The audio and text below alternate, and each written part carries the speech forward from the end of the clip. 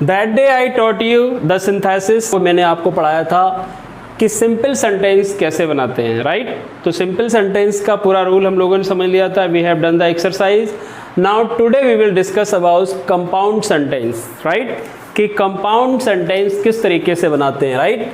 तो इसमें भी क्या होता है कि रूल वही है कि दो या दो से अधिक वाक्यों को जोड़कर एक वाक्य बनाते हैं, राइट।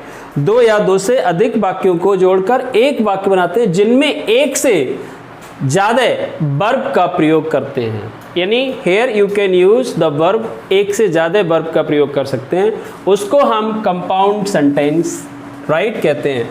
और इनको हमने चार भागों में मतलब बनाते हैं, राइट। चार भागों में हमने इनको डिवाइड किया है। We can understand one by one, एक एक करके हम इसको समझेंगे। जैसे पहला है cumulative part, right, cumulative conjunction. यानी क्यूमुलेटिव का मतलब होता है संयोजक, जो जोड़ता है।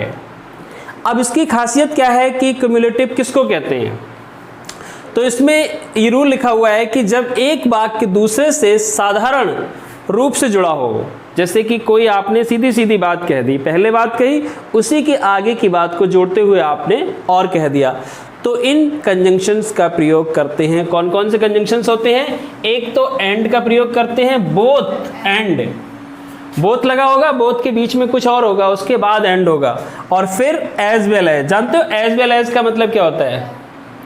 एज वेल एज का मतलब होता है और भी, और भी, right. Not only but also, not only but also का मतलब होता है ना केवल बल्कि, ओके। तो इनसे हम, जैसे मैंने मान लीजिए पहला सेंटेंस ये है कि ही reached the station, he reached the station, वह स्टेशन पहुंचा, और उसके बाद क्या लिखा है? ही बॉट अ टिकट, उसने एक टिकट खरीदा। तो पहले स्टेशन पहुंचने का काम पहले है और बाद में उसने एक टिकट लिया होगा, लेकिन उससे आगे की बात है। जब तक स्टेशन नहीं जाएगा टिकट नहीं खरीद सकता। तो यहाँ पे क्या लिखेंगे? ही रीच द स्टेशन एंड, आप यहाँ पे एंड लगा दो, and he bought a ticket. यानी ये बात और ये बात एक दूसरे से आगे की है। नहीं समझ में आया? आ गया, राइट। जैसे कोई भी सेंटेंस मान लीजिए अगर आप लेते हैं कि आपने कहा कि he is a good person, right, he is a good person and he goes to office regular. तो he is a good person and he goes to office regular, कि वो रोज ऑफिस जाता है। अंडरस्टैंड? अगला सेंटेंस है हमारा alternative. Alternative का मतलब तो पता ही होता है, क्या होता है? छांटना, चॉइस रखना। जहां पे आपकी चॉइस हो वहां पे आप क्या करेंगे? अल्टरनेटिव का प्रयोग करेंगे, ओके। जब कहीं पर चॉइस हो, ओके, तो इन कंजंक्शंस का प्रयोग करेंगे, राइट। कौन कौन से कंजंक्शन चॉइस में? एक तो और का मतलब होता है या तो ये या ये, राइट। और अदरवाइज, अदरवाइज का मतलब होता है अन्यथा, अन्यथा। आइदर और, यहां पे क्या है? Either, right. ये आइदर और आर, इसको इधर भी पढ़ते हैं, इधर और, राइट। ये दोनों साथ साथ आएंगे हमारे, ओके। अगला है नाइदर नॉर। जो नाइदर है और उसके साथ में नॉर लगा होगा हमेशा, राइट। Neither nor, okay. फिर अब इस सेंटेंस को देखिए, जैसे क्या होता है कि make haste, make haste you will miss the train. जल्दी करो नहीं तो ट्रेन मिस हो जाएगी। तो क्या हुआ? यहाँ पे चॉइस है, एक तो आप मेक हेस्ट, जल्दी करें, अगर जल्दी नहीं करी you will miss the train, तो आपकी जो ट्रेन है वो मिस हो जाएगी। तो हमें क्या लगाना चाहिए? मेक हेस्ट अदरवाइज, इसके स्थान पे हमें क्या लिखना चाहिए? Otherwise, otherwise you will miss the train, आप ट्रेन को मिस कर देंगे, राइट। अंडरस्टूड? ये दो समझ में आ गए हमारे, क्लियर हो गया। कोई भी चीज अगर आप और भी यहां पे लिखना चाहते हैं, छांटने वाली मतलब चॉइस वाली, तो आप कर सकते हैं, राइट। जैसे आपने कहा कि you can go to office on time, otherwise you will miss the meeting. अगर आप ऑफिस समय से पहुंच जाएंगे तो अपनी जो मीटिंग है वो अटेंड कर लेंगे, अन्यथा छूट जाएगी, otherwise you will miss the meeting. Understand. एक होता है, अगला है ये तीसरा, इसको बोलते हैं एडवर्सेटिव कंजंक्शन। एडवर्सेटिव का मतलब होता है कि जो विरोधाभास चीजों को बताए। जब दो विरोधाभास वाक्यों को दिए हों तो इन कंजंक्शंस का प्रयोग करते हैं, राइट। पता है, फिर भी। ओके अब जैसे ये सेंटेंस है कि मोहन इज पुअर, मोहन गरीब है, मोहन इज ऑनेस्ट, लेकिन फिर भी क्या है, फिर भी ईमानदार है। तो एक तो हम ये कह देंगे एट, फिर भी, और बट, लेकिन ये भी लगा सकते हैं कि लेकिन वो ईमानदार है। Got it. जब भी कोई अपोजिट चीजों की बात करते हैं then we can use this, right. तो वो इसका प्रयोग करते हैं। अगला है इलेटिव कंजंक्शंस का प्रयोग, राइट। इलेटिव का मतलब क्या होता है, जो परिणाम देते हों। Okay, just you are saying about the illative. Illative conjunctions का मतलब है परिणाम देने वाले वाक्यों में इन कंजंक्शंस का प्रयोग करते हैं। क्या देते परिणाम है, एक तो सो का प्रयोग करेंगे, एक अर्गो का मतलब होता है, राइट, और देयरफॉर। इसके अलावा भी होते हैं, जैसे आप इसमें ये भी लिख सकते हैं यहां पे कि नेवरथलेस।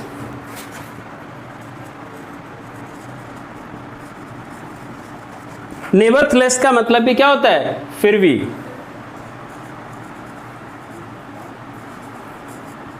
और इसमें हम क्या लिख सकते हैं, इसमें हम हेंस भी लिख सकते हैं, HENC, हेंस, राइट। इसका प्रयोग भी कर सकते हैं। अब जैसे पहला सेंटेंस है कि ही इज इल, राइट, वो कैसा है, इल है। He will not come today. अब इसको अगर जोड़ेंगे, ही इज इल, वो बीमार है, he will not come today. तो बताओ भाई वर्षा, कैसे इसका प्रयोग करेंगे, क्या लगाएंगे इसमें। जैसे ये सेंटेंस है कि ही इज इल, राइट, वह बीमार है, तो बीमार है इसलिए नहीं आ सकता, इसलिए नहीं आएगा। तो आप यहां पे क्या लगा दोगे, इसके स्थान पे आप सो का प्रयोग कर दो बीच में, राइट। ओके,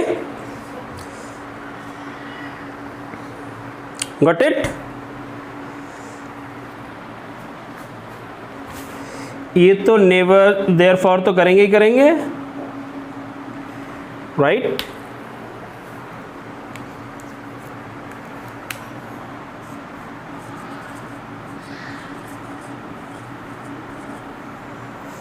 ओके, यहां पे इन चीजों में हम और बढ़ा सकते हैं। जैसे इसमें क्या है, हमारा हाउएवर है, एट और बट लिखा है, इसमें हम ये भी कर सकते हैं नेवरथलेस, NEVERTHLESS, नेवरथलेस। ओके, इसका मतलब भी फिर भी होता है। एक हेंस होता है, हेंस भी लगा सकते हैं, मतलब बहुत होते हैं, बहुत सारे आप यूज कर सकते हो। इन सभी को जोड़कर हम क्या बनाएंगे, कंपाउंड सेंटेंसेस बनाएंगे। समझ में आ गई ये वाले। तो चलिए इसको नोट कर लीजिए, समझ में आ गई है सभी। ओके, अब इसकी मैं आपको एक सेंटेंस की एक्सरसाइज कराता हूँ कि सेंटेंस बताता हूँ किस तरीके से हम इसको करेंगे, राइट। जैसे कोई सेंटेंस, देखिए कंपाउंड सेंटेंस की प्रैक्टिस बताता हूँ आपको।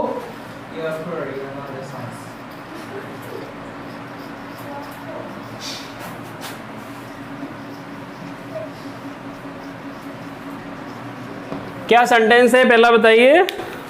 You are poor, you are not dishonest. You are poor, You are not dishonest. you are not dishonest। अब देखो भाई ऋतिक, बताओ इधर कि यू आर पुअर, आप गरीब हो, यू आर नॉट डिसऑनेस्ट, तो इसमें क्या कंजंक्शन लगना चाहिए, You are poor but you are not dishonest. ये भी लगा सकते हैं। यू आर पुअर, स्टिल भी लगा सकते हैं कि स्टिल, फिर भी, मतलब यू आर पुअर, आप गरीब हैं, फिर भी आप बेईमान नहीं हैं, राइट। तो इस सेंटेंस को जोड़ दीजिए। कैसे जोड़ेंगे भाई,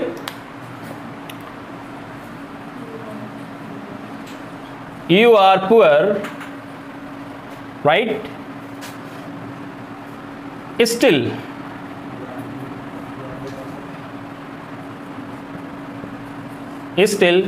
you are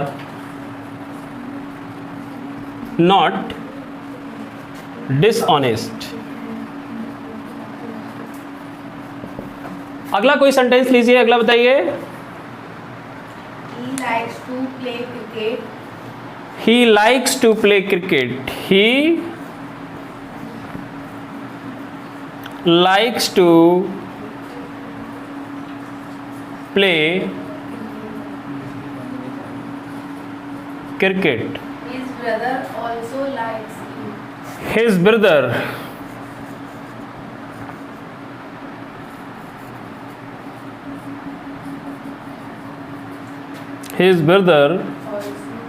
also likes to play. Likes it, sir.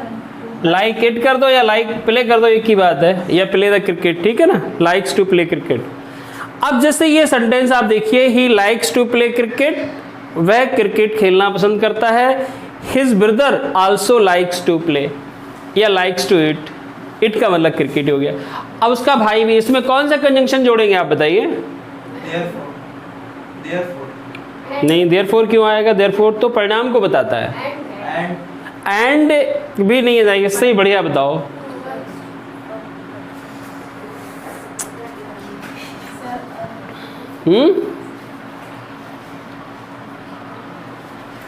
तो एक तो आप इस तरीके से बना दो कि he likes to play cricket, right. He likes to play cricket and his brother. Yes. चलो लगा दो, and his brother also likes to play cricket.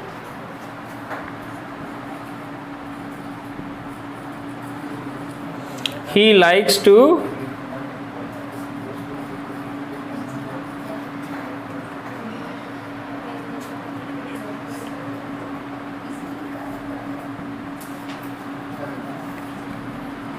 and his brother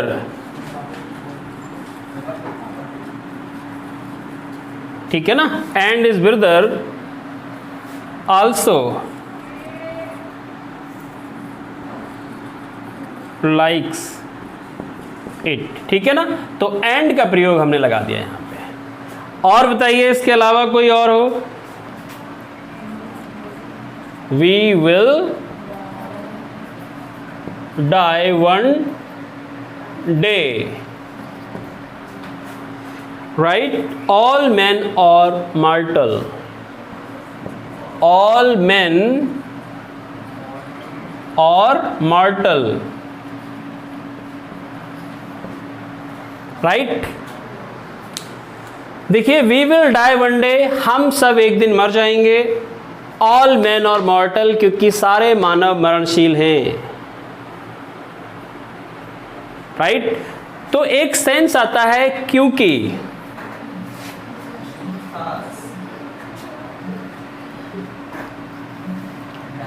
देखो, क्योंकि का एक होता है बिकॉज.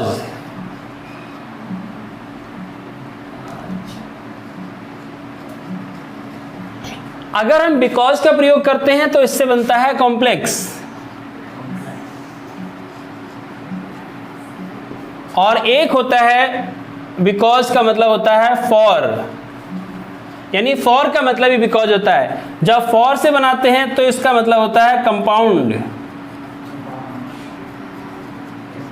तो हमें यहां पे क्या लगाना चाहिए, राइट, कि we will die. We will die one day, और फिर क्या लगाएंगे, for, right. We will die, ये हमने ले लिया पहले. We will die one day, और फिर फॉर. ये फॉर का मतलब यहां पे क्या है, के लिए नहीं है, क्योंकि. और उसके आगे हमने ये जोड़ दिया, क्योंकि ऑल मेन और मॉर्टल. समझ में आ गया भाई ये. सिंथेसिस का जो अगला पार्ट है वो है कॉम्प्लेक्स सेंटेंसेस। वैसे तो कॉम्प्लेक्स सेंटेंसेस में बहुत सारे पार्ट्स होते हैं, लेकिन if I am going to tell you the parts, अगर मैं आपको पार्ट्स बताऊंगा then you are confused, you can not understand, right. Noun clause है, एडजेक्टिव क्लॉज है, बहुत सारे क्लॉजेज हैं इसके अंदर, लेकिन आपको ये याद रखना है कि so many words you can take, केवल इतने शब्दों से मिलाकर आप जो भी बनाएंगे, दो या दो से अधिक वाक्यों को जोड़कर, they are called the complex sentence. उन्हें हम क्या बोलेंगे? कॉम्प्लेक्स सेंटेंस बोलेंगे। इसमें भी you can use more than one verbs, लेकिन यहाँ पे एक चीज़ मैं आपको बता दूं कि जो भी ये लिखा हुआ है हु, ओके, इसका मतलब कौन नहीं है। जब इसको हम कंजंक्शन की तरह यूज करते हैं तो इसका मतलब हो जाता है जो, राइट। ऐसे व्हाट का मतलब यहाँ पे क्या नहीं होता है, व्हाट का मतलब भी होता है जो, ओके। ऐसे वेयर, वेयर का मतलब भी हो जाता है जहां, ओके। वाई का मतलब यहां पे क्या होता है, रीजन मालूम करते हैं, कारण। हाउ का मतलब यहां पे तरीके की बात करते हैं, कैसे हो ये नहीं। कहते नहीं कि अगर आपकी जिंदगी में वाई इज क्लियर या why is powerful then how is very easy. If your why is clear कि why you want to qualify the competition, कि आप कंपटीशन क्वालिफाई क्यों करना चाहते हो, then how you can get very easily. तो आपको हाउ यानी कंपटीशन क्वालिफाई करने के तरीके बहुत आसानी से उपलब्ध हो जाएंगे, राइट। वैसे भी कहते हैं कि आज की दुनिया में आप केवल अपने मन में सोचो कुछ भी करने का, चाहे गलत या सही। अगर गलत करने का सोचोगे तब भी लोग आपको औजार ला के पकड़ा देंगे कि भैया लो, if you want to commit anything wrong you can do. अच्छे करने की सोचोगे तो कोई लाके तो नहीं देगा, आपको ही जुटाने सारे साधन हैं। You will have to collect all the means if you want to get success in your life, because people are ready to help you in the bad activities but people are not ready to help you in a good activities। अच्छी activity में एक ही बंदा चलता है, तभी तो रविन्द्रनाथ टैगोर ने बोला ना, अकेला चलो रे, यानी go alone in the world, go alone on your journey, अपनी रास्ते पर चलो, ठीक है ना। तो ये मतलब जो है, जैसे कि इस तरीके से आप इसको बनाएंगे, यानी so many words you can take. जैसे ये सेंटेंस है, इसका मतलब होता है मानो कि, मानो कि। ऐसे ये मीनिंग है, इसका मतलब है कहीं ऐसा ना हो कि, कहीं ऐसा ना हो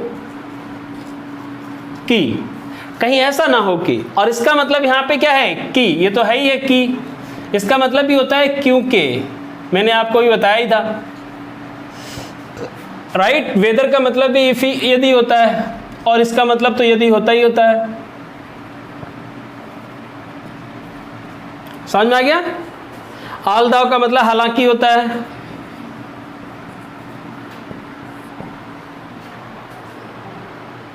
राइट। डंडा लगेगा इसमें भी, राइट। समझ में आ गया। अब कोई सेंटेंस आप ले लीजिए इसमें, जैसे मान लीजिए मैं इफ का प्रयोग आपको बताऊं, ओके। जैसे आपने कहा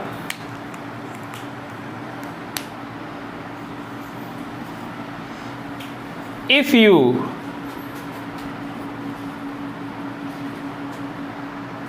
कम to me, if you come to me, comma, I will help you। अब किताब में से, अब जैसे ये सेंटेंस है आपका लेस्ट, कहीं ऐसा ना हो कि।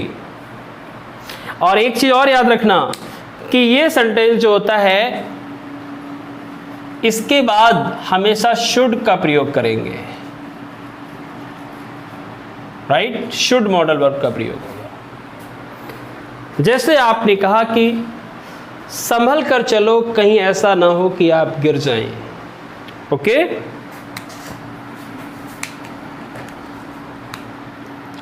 तो क्या बनाएंगे, वॉक केयरफुली, वॉक केयरफुली। और फिर क्या लिखेंगे, लेस्ट। कहीं ऐसा ना हो कि यू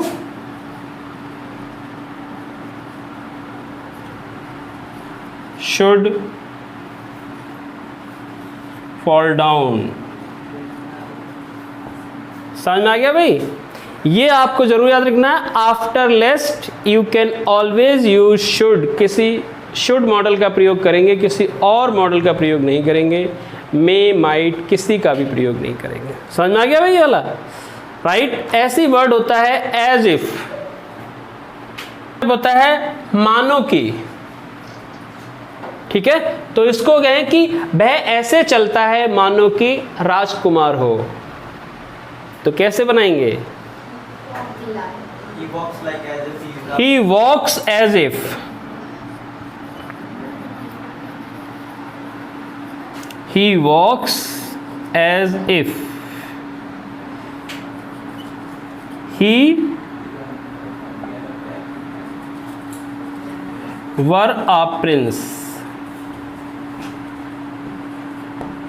देखो, एक तो एज इफ के बाद सब्जेक्ट चाहे सिंगुलर हो चाहे प्लूरल हो, यहां पे आपको वर ही लाना है। चाहे सिंगुलर हो या प्लूरल हो, आपको वर ही लाना है। This is certain. बताओ भाई Shreya, how will you complete? ये सेंटेंस है, the rose is the sweetest of all flowers. जितने फूल हैं उसमें जो रोज है वो सबसे ज़्यादा स्वीटेस्ट है। दिस इज सर्टेन, ये निश्चित है। अब इतने इसमें से कोई सा भी उठा के आप जोड़िए इसको, कैसे दोनों सेंटेंसेस को जोड़ सकते हो भाई? राइट। तो सबसे पहले है कि ये तो निश्चित है, यही तो बोलोगे कि ये निश्चित बात है, इट इज सर्टेन। राइट। ये दिस इज की जगह इट इज भी कर सकते हो, कोई वो नहीं है। इट इज सर्टेन, और फिर क्या लगाएंगे? इसमें से कौन सी चीज ऐसी बैठ रही है, इट इज सर्टेन, उसके बाद कौन सा कंजंक्शन आना चाहिए? दैट लगा सकते हो, दैट। अब लिख दो पूरा, the rose is the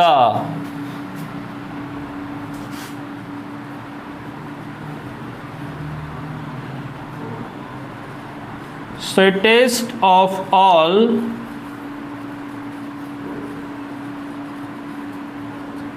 flowers। sweetest of all flowers।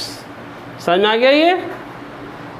आप अपनी किताब से बोलना चाहते हैं तो कोई सेंटेंस बोलिए। जो वर्किंग स्टूडेंट, आप एक कठिन परिश्रम करने वाले विद्यार्थी हैं। एवरीबडी नोज इट, है ना? हर कोई इस बात को जानता है। तो सबसे पहले क्या ना ये, हर कोई इस बात को जानता है, एवरीबडी नोज।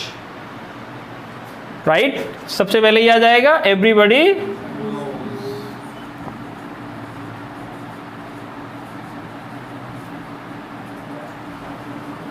नोज। फिर क्या लगाएंगे? दैट। बाकी ये सेंटेंस पूरा उठा के लाके यहीं रख दीजिए भाई। Got it? He met his old friend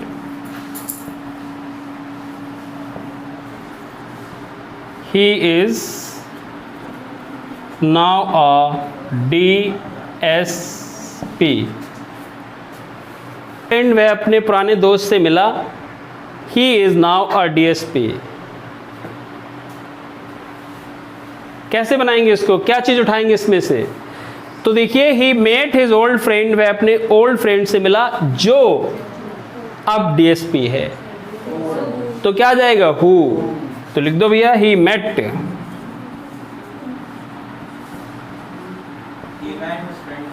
his old friend. He met his old friend who is now DSP। समझ में आ गया? ये आपका कंजंक्शन का काम कर रहा है। इसका मतलब यहां पे जो है। राइट? नहीं समझ में आया? आ गया? You can do the exercise. तो okay, complete all the exercises. If you get any kind of problem, then we can do the some solutions in the